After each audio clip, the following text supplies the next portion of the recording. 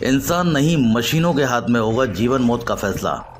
जानिए क्या है किलर रोबोट्स जिन्हें बैन करने की उठ रही है मांग।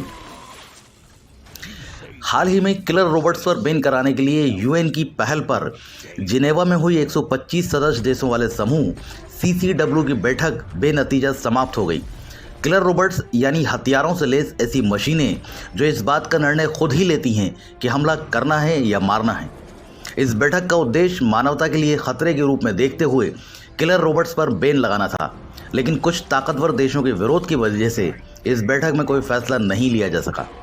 आइए जानते हैं क्या होते हैं किलर रोबोट्स, क्यों है इनसे मानवता को खतरा, दुनिया भर में क्यों उठ रही है इन पर बैन लगाने की मांग।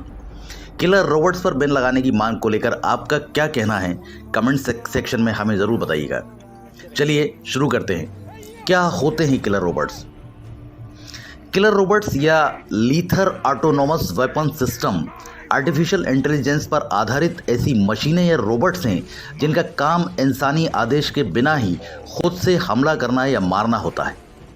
आसान शब्दों में कहें तो किलर रोबोट्स हथियारों से लैस ऐसी मशीनें हैं जो अपने आर्टिफिशियल दिमाग की मदद से खुद ये फैसला लेती हैं। रोबोटिक्स, आर्टिफिशियल इंटेलिजेंस और इमेज रिक्रिएशन में दिन प्रतिदिन हो रहे सुधार से किलर रोबोट्स को और बेहतर बना पाना संभव हो पा रहा है। ड्रोन से अलग होते हैं किलर रोबोट्स। ड्रोन जैसे मौजूदा सेमी ऑटोमेटेड हथियारों के विपरीत killer robots fully autonomous weapons होते हैं। किलर रोबोट्स में ह्यूमन ऑपरेशन का रोल नहीं होता, यानी किलर रोबोट्स में जीवन और मौत का फैसला पूरी तरह से इनके सेंसर, सॉफ्टवेयर और मशीन की प्रोसेस पर छोड़ दिया जाता है। अमेरिका ने अफगानिस्तान और इराक में जिन ड्रोन का बड़े पैमाने पर इस्तेमाल किया था उन्हें किलर रोबोट्स नहीं माना जाता, क्योंकि वे कहीं दूर स्थित इंसानों द्वारा ऑपरेट हो रहे थे, जहां इंसान ही लक्ष्य चुन रहे थे और तय भी कर रहे थे कि उन्हें शूट करना है या नहीं है। किलर रोबोट्स आर्टिफिशियल इंटेलिजेंस पर आधारित वेपन सिस्टम है। इन फुली ऑटोनोमस वेपन्स को इंसान संचालित नहीं करते हैं। किलर रोबोट्स हमला करने या मारने का फैसला एआई से खुद करते हैं। इन्हें फुली ऑटोनोमस या लीथर ऑटोनोमस वेपन सिस्टम भी कहा जाता है। कुछ देशों द्वारा किलर रोबोट्स टेक्नोलॉजी में भारी भरकम निवेश के बावजूद दुनिया के 70 से अधिक देश इस पर बैन लगाने की मांग कर रहे हैं। आइए समझते हैं कि आखिर किलर रोबोट से मानवता को क्यों एक बड़ा खतरा है। जीवन और मौत का फैसला लेने की क्षमता इंसान के बजाय मशीनों के ऊपर छोड़ देने को ही मानवता के लिए खतरा माना जा रहा है, और इसी वजह से किलर रोबोट्स पर बैन लगाने की मांग हो रही है। किलर रोबोट्स के आलोचकों का तर्क है कि युद्ध की स्थिति में टेक्नोलॉजी के एडवांसमेंट के बावजूद इंसानी जानों का फैसला मशीनों पर छोड़ देना एक घातक निर्णय है। ये न केवल नैतिक रूप से गलत है, बल्कि मानवता के लिए भी खतरा है। आलोचकों का कहना है कि मशीन या किलर रोबोट्स के लिए एक बच्चे, एक वयस्क या फिर हाथ में बंदूक थामे या हाथ में झाड़ू या डंडा लिए इंसान में अंतर कर पाना बड़ा मुश्किल होगा। साथ ही किलर रोबोट्स के लिए हमला करने वाले दुश्मन सैनिक, घायल या आत्मसमर्पण करने वाले सैनिकों को अलग करना मुश्किल होगा। राइटर्स के मुताबिक किलर रोबोट्स के मुखर विरोधी रहे रेड क्रॉस की अंतर्राष्ट्रीय समिति के अध्यक्ष पीटर मोरर ने जिनेवा कॉन्फ्रेंस के बाद कहा, मौलिक रूप से जीवन और मौत के मानवीय फैसलों को सेंसर, सॉफ्टवेयर और मशीनी प्रक्रियाओं से बदलने वाले ऑटोनोमस वेपन सिस्टम समाज के लिए नैतिक चिंताएं पैदा करता है।